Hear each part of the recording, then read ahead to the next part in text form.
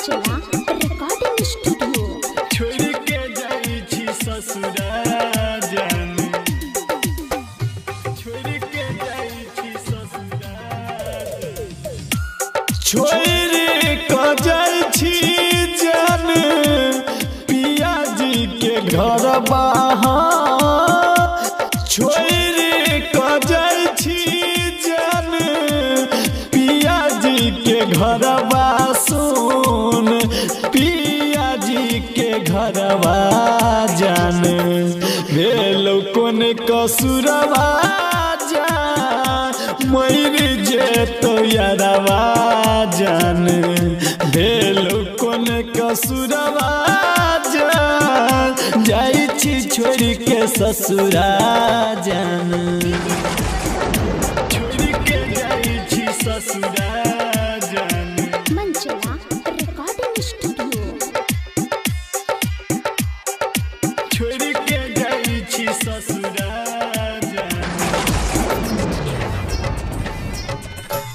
हसल खेलल दिनवा याद बहुते तई जान मिलल जुलल बतिया बहुते सते तई जान हसल खेलल मिलल जुलल हसल खेलल दिनवा याद बहुते तई जान मिलल जुलल बतिया बहुते सते तई जान बहुते सते तई जान कहै छौ यारवा जान जाई छी छोड़ के ससुरा जान भेलो कोन कसुरवा जान जाई छी छोड़ के ससुरा जान छोड़ के जाई छी जान पिया जी के घरवा जान पिया जी के घरवा जान भेलो कोन कसुरवा जान जाई छी छोड़ के ससुरा जान भेलो कोन कसुरवा जान जाई छी छोड़ के ससुरा जान छोड़ के जाई छी ससुरा जान छोड़ के जाई छी ससुरा जान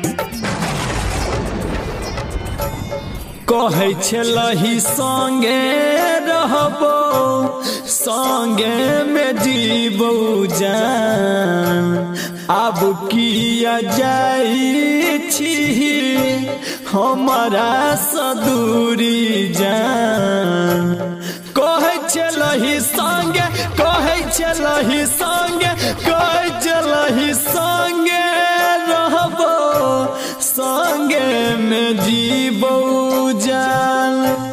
अब किया जाई छी हमारा सदूरी जान संजीत लाल से दूरी जान रहना तू घरवा जान नहीं जो छोड़ के ससुरा जान रहना तू घरवा जान नहीं जो छोड़ के ससुरा जान छोड़ के जाई छी जान पिया जी के घरवा जान पिया जी के घरवा जान भेलो कोन कसुरवा